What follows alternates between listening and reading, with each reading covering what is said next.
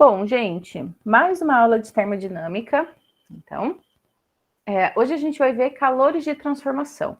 Esses calores de transformação, como eu comentei com vocês, tem a ver com mudança ou transição de fase, né? Quando uma substância passa da fase líquida para a fase sólida, né?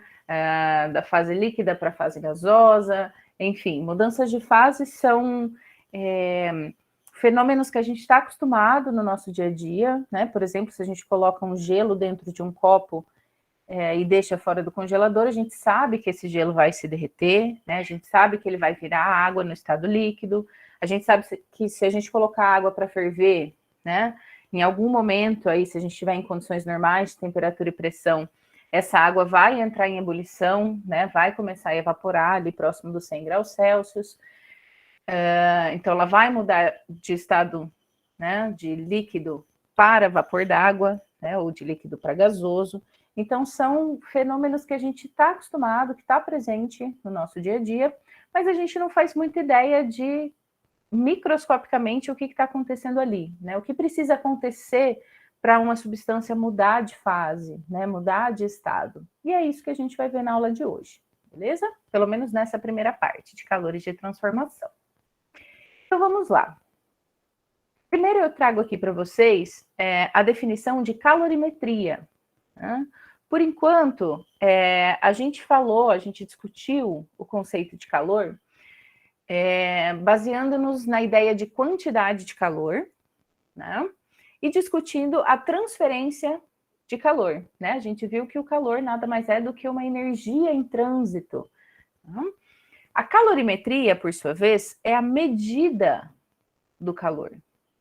Ou seja, a gente vai trabalhar aqui com valores numéricos para esse conceito que é o calor. Então, como eu disse, já discutimos a transferência de energia, ou seja, o calor, que está envolvido nas variações de temperatura.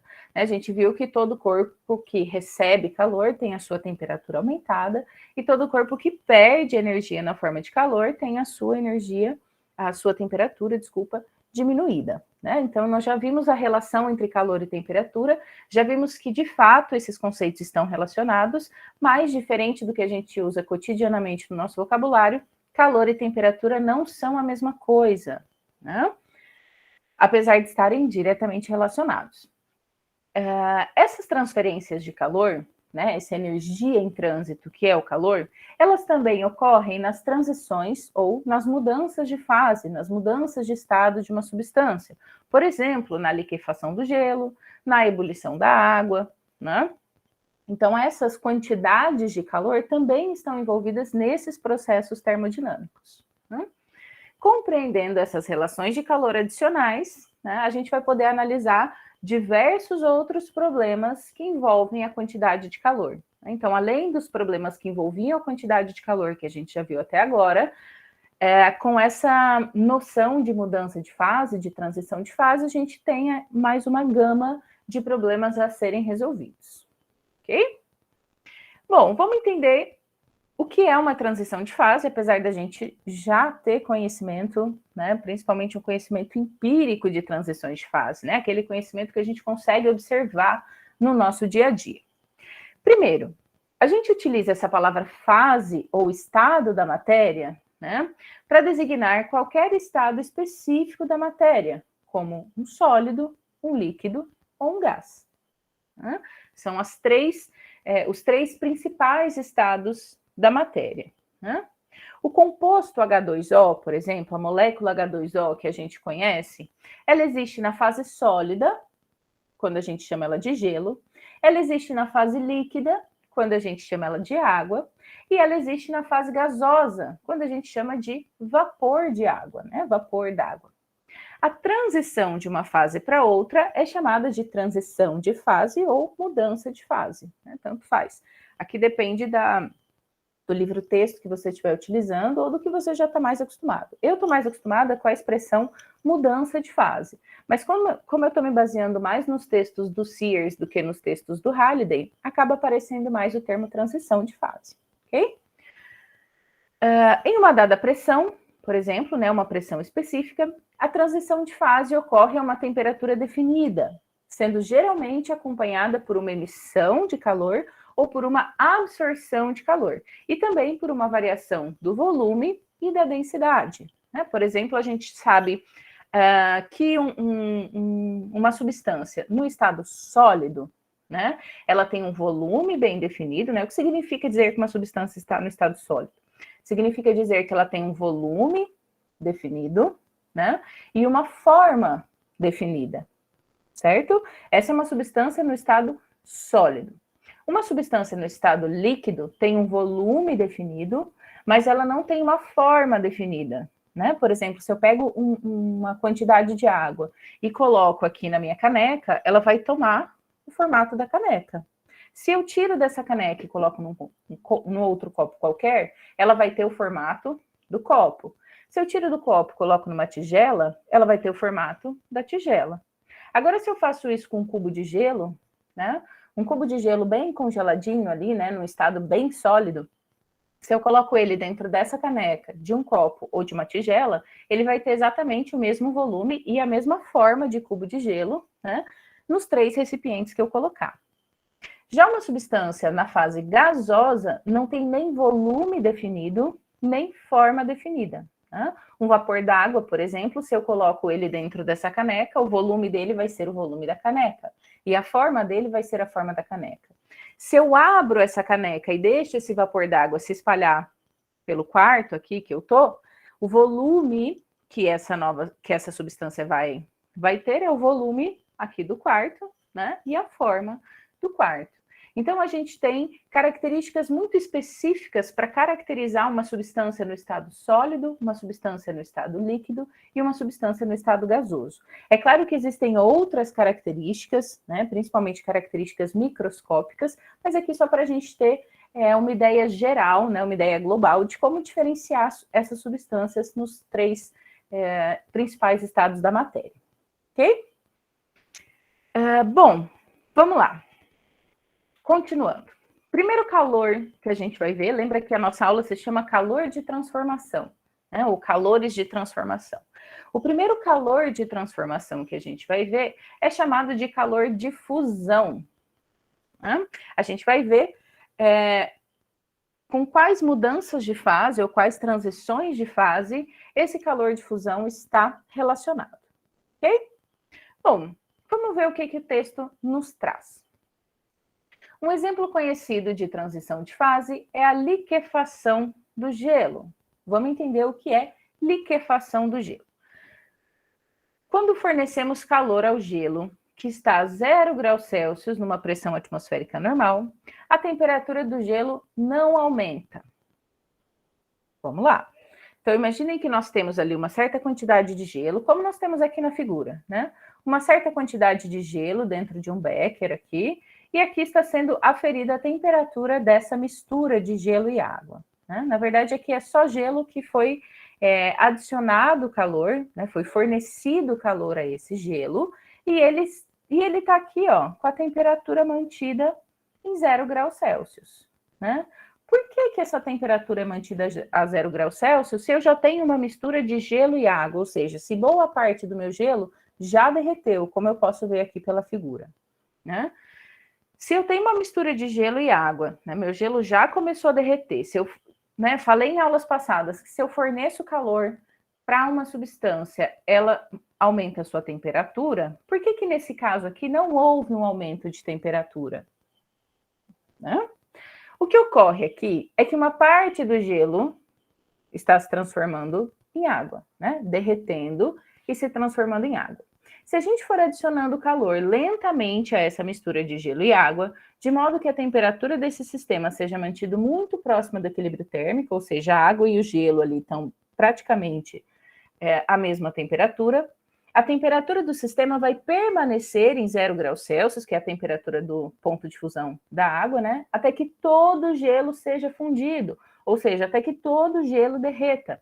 Enquanto todo o gelo que eu tenho ali naquele sistema não virar água, a minha temperatura vai ser mantida no ponto de fusão da água, que é o 0 graus Celsius. Ok? Ou seja, todo o calor que é fornecido a esse sistema, que vai derretendo o gelo, né, não é utilizado pelo sistema para variação de temperatura.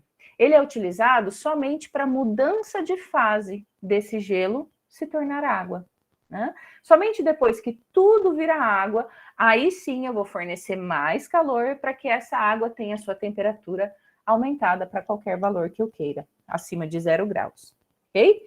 Então, quando a gente fornece calor para uma substância, duas coisas podem acontecer.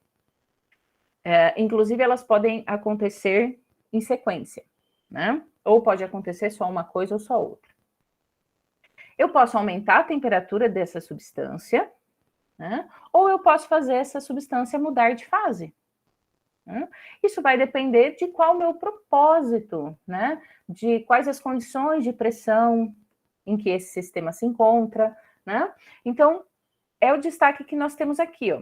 O calor fornecido a esse sistema não é usado para fazer a temperatura do sistema aumentar, mas sim para produzir uma mudança, uma transição de fase desse sistema de sólido para líquido, né? Para fazer o gelo derreter e se tornar água. A partir do momento que esse gelo, todo aquele gelo que estava aqui no becker, né, derrete e vira água, aí sim, né, se eu continuar adicionando calor, eu vou conseguir fazer a temperatura desse sistema subir. Até que todo o gelo se derreta e se torne água, a temperatura do sistema, conforme eu vou cedendo calor para esse sistema, né, ela permanece em 0 graus Celsius. Ok? Então, eu posso fornecer calor para um sistema no intuito de aumentar a temperatura desse sistema, ou posso fornecer calor para esse sistema no intuito de fazê-lo mudar de fase. Ok? Ou eu posso fornecer calor numa quantidade que seja suficiente para fazer ele mudar de fase e daí, então, aumentar a sua temperatura. Beleza? São necessários, por exemplo, 3,34 vezes 10 a quinta joules, ou seja, 334 mil joules de calor, para converter 1 kg de gelo a 0 graus Celsius em 1 kg de água líquida a 0 graus Celsius, né? Se forem mantidas as condições normais de pressão atmosférica. Né? Então, eu preciso de 334 mil joules de calor só para fazer 1 kg de gelo virar 1 kg de água. Né? Percebam que esse 1 kg de gelo, que estava inicialmente a 0 graus Celsius, se forem cedidos para ele 334 mil joules de calor, né? Ele vai virar 1 kg de água que é mantida a 0 graus Celsius. Seria o exato momento em que todo o gelo se derrete, em que todo o gelo se funde, né? Em que todo o gelo é liquefeito, se transforma em água, né? Se a gente aumenta um pouquinho, né? Se a gente continua cedendo calor para esse sistema que já foi derretido, para esse gelo que já foi derretido e já virou água, aí sim essa água vai ter a sua temperatura aumentada acima de 0 graus Celsius, ok? O calor necessário por unidade de massa, né? O calor necessário para que essa mudança aconteça, né? Para que essa conversão, essa transição, essa mudança de fase aconteça, é chamado então de calor de fusão ou calor latente de fusão. E é simbolizado pela letra L maiúscula com subíndice F. Ok? Então, nós temos o calor de fusão, né? Como ele era chamado de calor latente, ficou esse L maiúsculo e o F com subíndice, me indicando que esse calor é de fusão, ok? Ou seja, feito, né? Ele é utilizado, esse calor de fusão, para passar, para que a gente consiga fazer uma substância mudar de líquido para sólido ou de sólido para líquido, ok?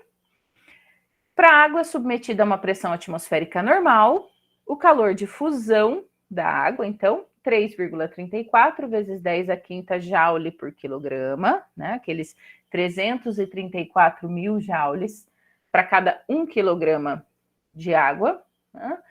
Que corresponde a 79,6 calorias por grama ou 143 BTU por libras, ok?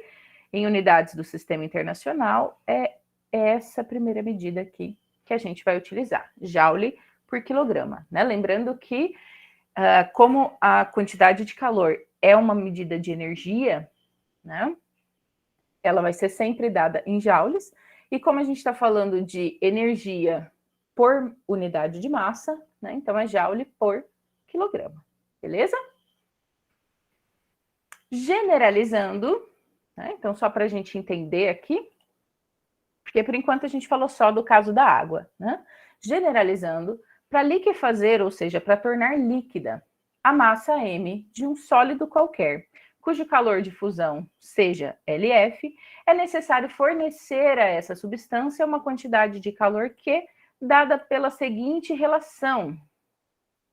A quantidade de calor necessária para liquefazer uma substância, né, Q, é igual à massa dessa substância vezes o calor de fusão dessa substância. Então, perceba, cada substância vai ter um calor de fusão específico. Igual cada substância tem uma densidade, cada substância tem uma constante de condutividade térmica, né? Cada substância vai ter também o seu próprio valor de calor de fusão, ou seja, um valor que vai me indicar de quantos joules, ou seja, qual a quantidade de calor que eu preciso para fazer essa substância, né, uma certa quantidade de massa dessa substância, mudar de fase, mudar de líquido para sólido ou de sólido para líquido, ok? Esse processo aqui de mudança de fase é reversível, né? Ou seja, se eu descongelo um gelo, né, faço ele virar água, eu posso, né, resfriando esse corpo, posso torná-lo gelo novamente. Então, eu consigo tanto derreter o gelo quanto solidificar a água. É isso que significa dizer que são processos reversíveis. Então, se eu tenho uma substância no estado sólido e forneço calor para essa substância, ela se liquefaz, ou seja, ela se torna líquida. Agora, se eu tenho uma substância no estado líquido e quero tornar essa substância, né, quero passar essa substância para um estado sólido, eu preciso retirar calor dessa substância, né? Eu preciso resfriar essa substância. Então, para congelar água líquida a 0 graus Celsius, devemos retirar calor dessa água líquida, ou seja, devemos resfriar essa água, devemos diminuir a sua temperatura, né? O módulo do calor é o mesmo, né? Esse LF aqui é o mesmo. Mas nesse caso, a quantidade de calor fornecida vai ser negativa, porque não é uma quantidade que eu forneço ao sistema, é uma quantidade que eu retiro do sistema. Né? Lembra da aula passada que a gente viu que sempre que a gente retira calor de um sistema, ele aparece com um sinal negativo? Né? Esse negativo é de retirada, igual no nosso saldo bancário. Né? Quando a gente deposita dinheiro na nossa conta, temos um saldo positivo. Quando a gente retira dinheiro da nossa conta, aparece ali um negativo, né? Um desconto. Nesse mesmo sentido. Né? Então, nesse caso de retirada do calor, quando eu quero, ao invés de derreter o gelo, eu quero congelar a água, né? Que é negativo, porque estamos retirando o calor do sistema e não adicionando. Ok? Então, de uma forma mais geral, né, para englobar essas duas possibilidades, tanto de fundir o gelo, né, quanto de congelar a água, a gente pode pegar a equação anterior e transformá-la em Q igual a mais ou menos M vezes L, em que L aqui é aquele nosso calor latente ou calor de fusão. Né?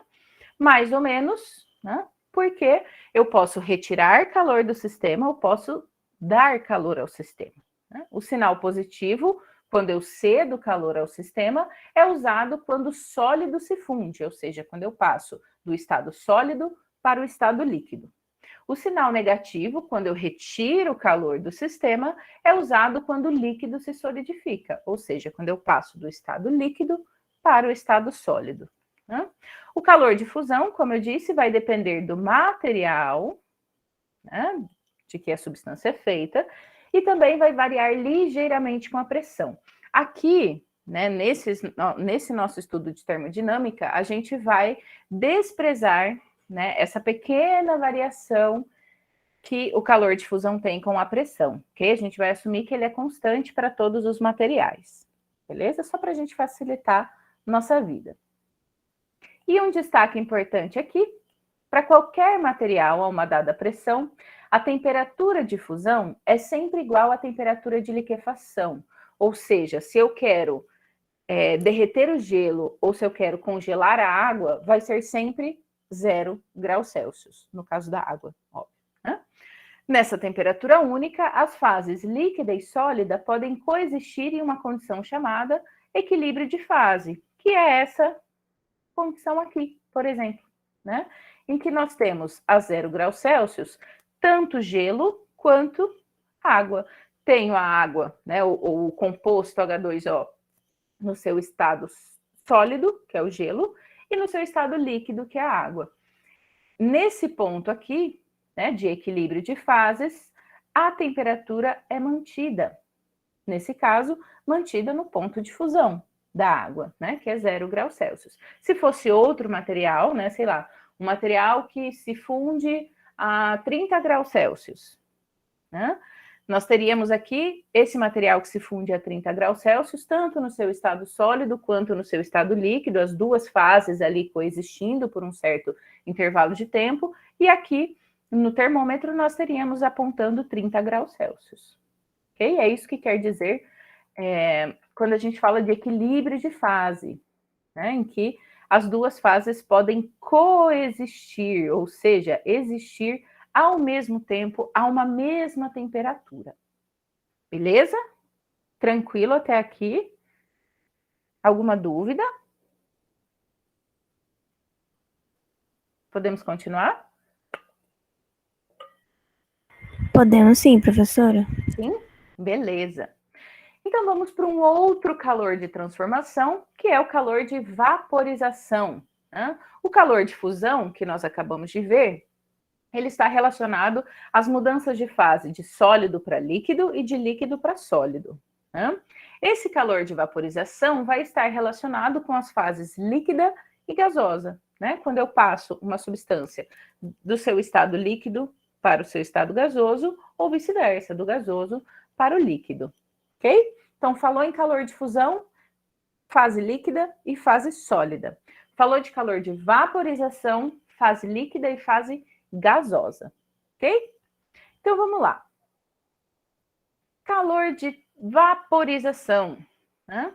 A gente vai repetir o mesmo raciocínio, né, que nós tivemos aqui para o calor de fusão, para o caso da ebulição, né, da água ou da vaporização dessa água. Né? A ebulição nada mais é do que quando a água começa a ferver, né, e passar do seu estado líquido de água para o seu estado gasoso, de vapor de água.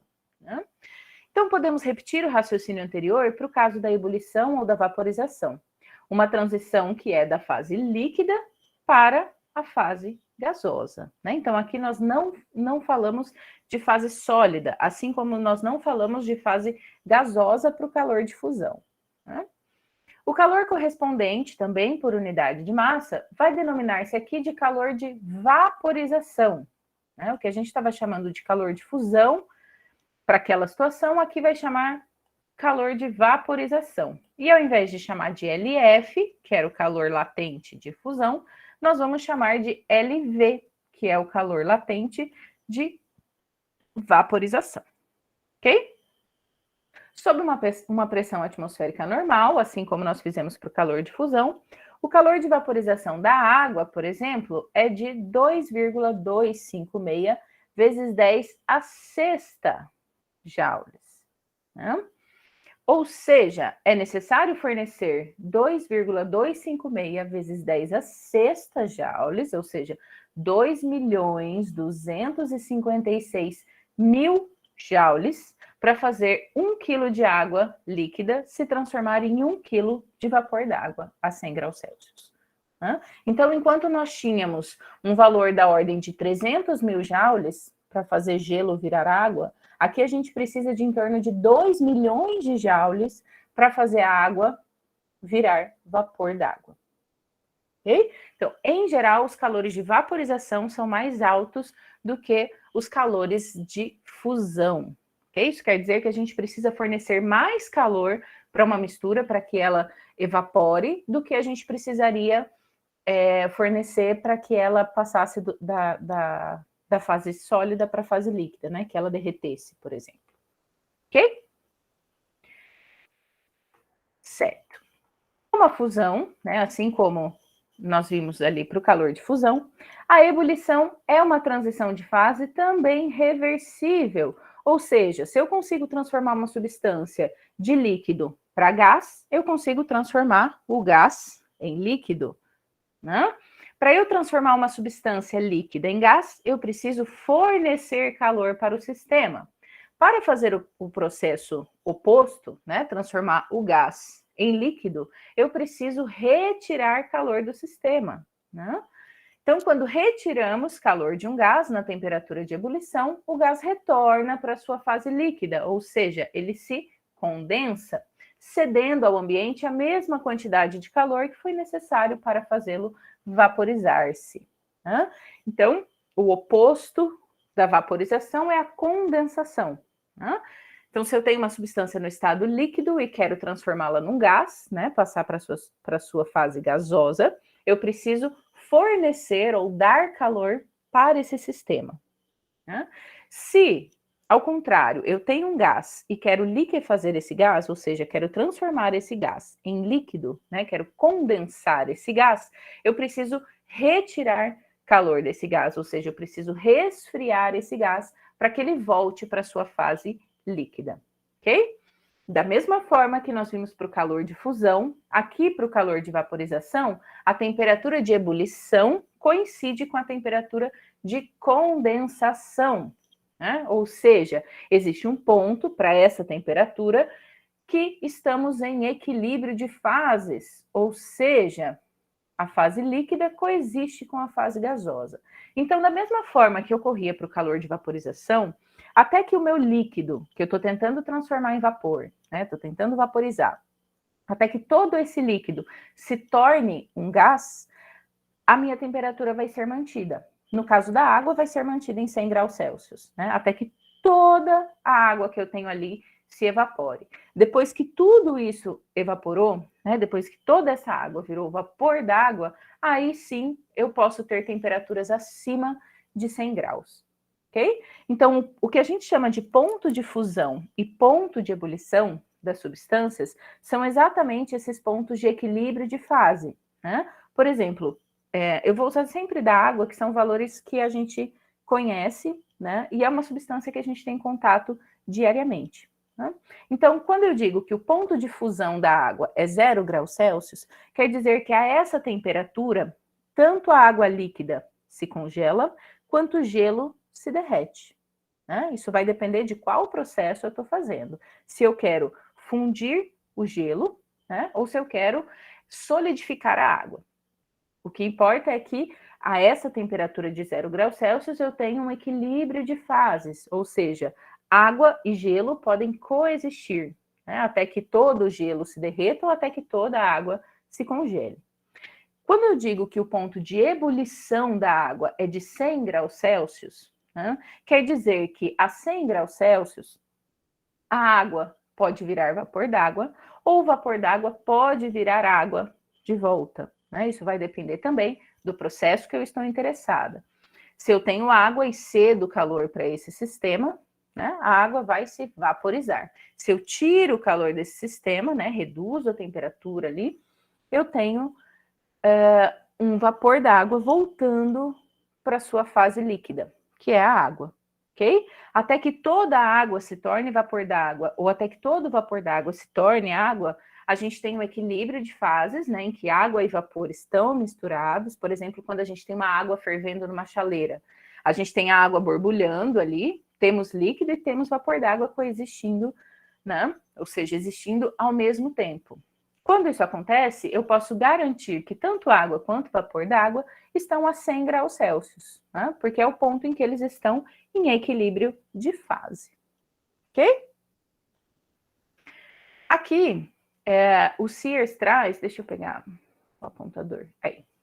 O Sears traz um gráfico de temperatura em função do tempo. Então, aqui, ó, nesse eixo Y, nós temos a temperatura em graus Celsius, que vai desde menos 25 até 125 graus Celsius. Então, nós temos temperaturas abaixo do ponto de fusão e acima do ponto de ebulição, né? Estamos falando da água, naturalmente, né? Isso é o que nós temos no eixo Y, no eixo X nós temos o tempo. Né? É sempre necessário que um tempo decorra para que a mudança de fase aconteça. Né? A gente sabe que o gelo, que a água leva tempo para virar gelo, né? E a gente sabe que a água leva tempo para vaporizar, para evaporar. Né? Por isso que esse gráfico é de temperatura em função do tempo. Né? O calor é fornecido à amostra a uma taxa constante e a temperatura permanece constante durante todas as mudanças de fase, né? Desde que a gente mantenha a pressão desse sistema constante. Então, aqui nós temos transições de fase da água, ou seja, mudanças de fase da água. Durante esses períodos de mudança de fase, como a gente viu lá no comecinho dos slides, a temperatura permanece constante, né? E a transição de fase ocorre à medida que o calor é fornecido ao sistema. Ui, desculpa. Então, nós temos gelo, né? O nosso composto H2O, que inicialmente está na sua fase sólida, que é o gelo. Nós temos gelo inicialmente a menos 25 graus Celsius, ok? A gente vai aumentando a temperatura desse gelo, perceba, tem uma reta inclinada, né? Isso quer me dizer que eu estou aumentando a temperatura com o passar do tempo. Né? Vou aumentando essa temperatura, aumentando, até que chegue em 0 graus Celsius. 0 graus Celsius é o ponto de fusão da água, ou seja, o ponto em que o gelo vai começar a derreter. Né? Esse gelo vai derretendo, perceba que com o passar do tempo, esse gelo está derretendo, está virando água, mas a temperatura não muda. Tá vendo que agora minha reta não tem inclinação? Né? Tem inclinação nula. Por quê? O tempo vai passando, o gelo vai derretendo, se tornando água, e até que todo esse gelo se torne água, a minha temperatura não passa de 0 graus Celsius. Ok? Beleza, cheguei no ponto em que todo o gelo virou água no seu estado líquido. Né? Começo a aquecer essa água. Começo a aquecer, aqui eu tenho um aumento de temperatura e uma passagem do tempo. Aumentei. Estou indo de 0 graus Celsius até 100 graus Celsius. Cheguei em 100 graus Celsius, ou seja, cheguei no ponto de ebulição da minha água. Ok. O que vai acontecer aqui? Até que toda essa água que eu tenho se transforme em vapor d'água, vai bastante tempo, né? Muito mais tempo aqui, ó, do que o gelo virar água. Então, para que essa minha água no estado líquido se torne vapor de água, ou seja, passe para a sua fase gasosa, vai se decorrer um certo tempo e durante todo esse tempo a temperatura não muda, até que toda a água líquida se torne vapor d'água, né? Quando esse tempo se decorre e eu consigo transformar toda a água líquida em vapor d'água, aí sim eu consigo, a partir desse momento, aumentar a temperatura, né? Ou aquecer o vapor de água. Ok? Então, aqui, ó, primeiro passo, de A para B, né? O gelo, inicialmente a menos 25 graus Celsius, é aquecido até que chega no seu ponto de fusão. De B para C, a temperatura permanece a 0 graus Celsius até que o gelo derreta completamente. Depois que tudo derreteu e virou água, a gente passa de C para D, em que a água é aquecida de 0 a 100 graus Celsius. Chegou em 100 graus Celsius, alcançou o seu ponto de ebulição, né? Que é a fase D para E. De D para E, a temperatura permanece a 100 graus Celsius até que toda a água evapore. Né? A partir do momento em que toda essa água líquida se tornou vapor d'água, aí sim chegamos na última etapa, né, em que o vapor d'água é aquecido para temperaturas acima de 100 graus Celsius. Ok? Um destaque importante, a temperatura da água varia, né? Durante esses períodos, a temperatura sobe à medida que o calor é fornecido, né? Q igual a mc delta T. Então, perceba, nós temos duas equações importantes aqui. A equação Q igual a mais ou menos ml, que é usada para mudanças de fase ou transições de fase. E a equação que nós já vimos do calor específico, né? Q igual a mc delta T, em que esse C é o calor específico da substância, para quando nós temos variação de temperatura, né? Tanto que depende de ΔT. Então, por exemplo, na fase A para a fase B, né, em que a gente tem variação de temperatura, vamos de menos 25 graus Celsius até 0 graus Celsius, se eu precisasse calcular a quantidade de calor necessária para aumentar a temperatura desse gelo de menos 25 graus Celsius para 0 graus Celsius, eu vou usar essa equação aqui. Massa do gelo, calor específico do gelo, vezes a variação de temperatura desse gelo. Já na fase de B para C, eu não tenho mudança de temperatura, eu tenho mudança de fase. O gelo está derretendo e virando água. Se eu tenho mudança de fase, o calor utilizado para aquela transição de fase é calculado por M vezes L, a massa do gelo vezes o calor de fusão do gelo. Certo? Tá. Terceira etapa, de C para D. A água é aquecida de 0 a 100 graus Celsius. Tenho variação de temperatura. Se eu tenho variação de temperatura, não tenho mudança de fase. Então, para eu saber a quantidade de calor necessária para variar a temperatura da água de 0 a 100 graus Celsius, recorro novamente à equação Q igual a mc ΔT. Massa da água vezes o calor específico da água vezes a variação de temperatura da água, no seu estado líquido, nesse caso. Cheguei na quarta etapa do processo, de D para E. A temperatura permanece em 100 graus Celsius até que a água vaporize, ou seja, estou falando de mudança de fase, transição de fase. Falei de transição de fase, não posso ter variação de temperatura. Então, a quantidade de calor necessária para que essa transição de fase aconteça é calculada pela relação Q igual a M vezes L, massa da água vezes o calor de vaporização da água, né? Que nesse caso a gente está falando de passagem do estado líquido para o estado gasoso. Então, a gente fala de calor de vaporização. Tá? Desse ponto para frente, né, na última etapa aqui de E para F, novamente a gente tem um aumento de temperatura, uma variação de temperatura. Então, a quantidade de calor para que a água fosse de E para F seria calculada novamente por Q igual a mc ΔT. Nesse caso, a massa de vapor de água vezes o calor específico do vapor d'água vezes a variação de temperatura desse vapor d'água. Ok? Então, percebam que são duas equações diferentes para dois fenômenos diferentes. Eu adiciono ou retiro o calor do sistema para fazer a sua temperatura variar, né?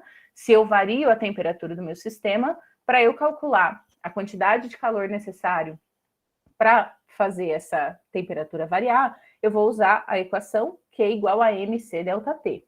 Agora, se eu estou falando de mudança de fase, né, o calor que eu vou ceder ou que eu vou retirar desse sistema vai ser utilizado única e exclusivamente para fazer ele mudar de estado, né, ou passar de sólido para líquido, ou de líquido para sólido, ou de líquido para gasoso, ou de gasoso para líquido, né, fazer com que ele mude de estado da matéria. Né? Sempre que eu falo de mudança de estado, de mudança de fase, transição de fase, e eu quero calcular a quantidade de calor necessária para que essa substância mude de fase, eu preciso dessa equação aqui, que é igual mais ou menos M vezes L, né? Esse M é a massa da substância, esse L é o calor de fusão ou de vaporização. E o sinal pode ser positivo ou negativo, né? Pensando que eu posso ou ceder calor para esse sistema, e daí a quantidade de calor é positiva, ou eu posso retirar calor desse sistema, e daí eu tenho um Q negativo. Beleza? Eu gostei muito dessa imagem do Sears, que ele acaba fazendo um apanhado geral de tudo que a gente fala até aqui, né? Um resumão de tudo que a gente fala até aqui. E é bem legal que ele já traz as duas equações que a gente vai utilizar na solução de problemas, né? A equação Q igual mais ou menos ml para as transições de fase e Q igual a mc ΔT para as variações de temperatura, ok? Temos ainda uma outra situação, que é o calor de sublimação. Né? Ele aparece muito menos nas situações problema, né? Até porque são poucos os elementos, as substâncias que conseguem sublimar, ou seja, passar da fase sólida para a fase gasosa, né? Por exemplo, a naftalina. A naftalina, quando a gente coloca na gaveta, né, para espantar traça, principalmente, né, a naftalina é uma bolinha sólida, né, e ela dissolve na nossa gaveta, só que ela não deixa vestígio, né? Ela passa da fase sólida para a fase gasosa sem passar pela fase intermediária, que é a líquida, né?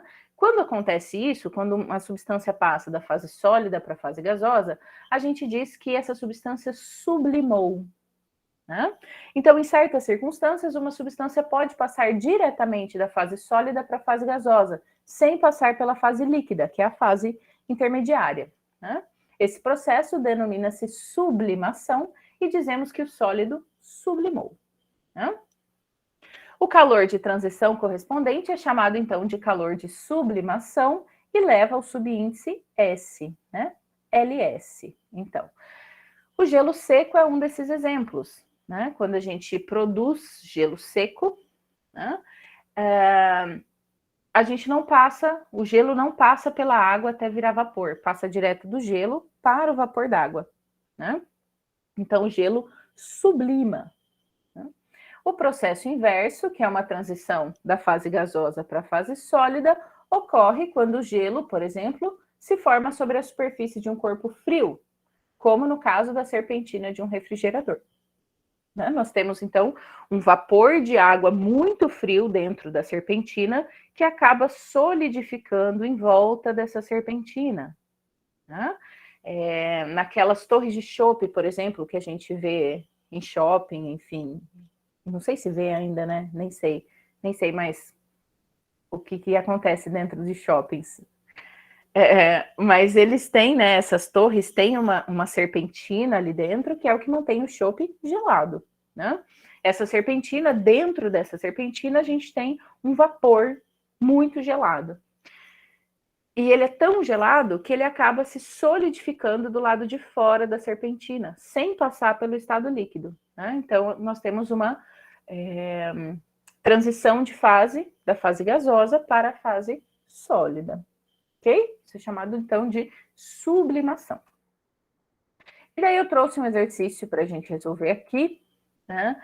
Mas, como de costume, vou deixar para aquela nossa terceira aula e ver se vai dar tempo de resolvê-lo hoje, porque é um exercício bem longo, né? Na verdade, a resolução não é difícil, mas são vários passos para essa resolução, né? Então, nós vamos pausar por aqui a nossa aula. Deixa eu interromper a nossa gravação.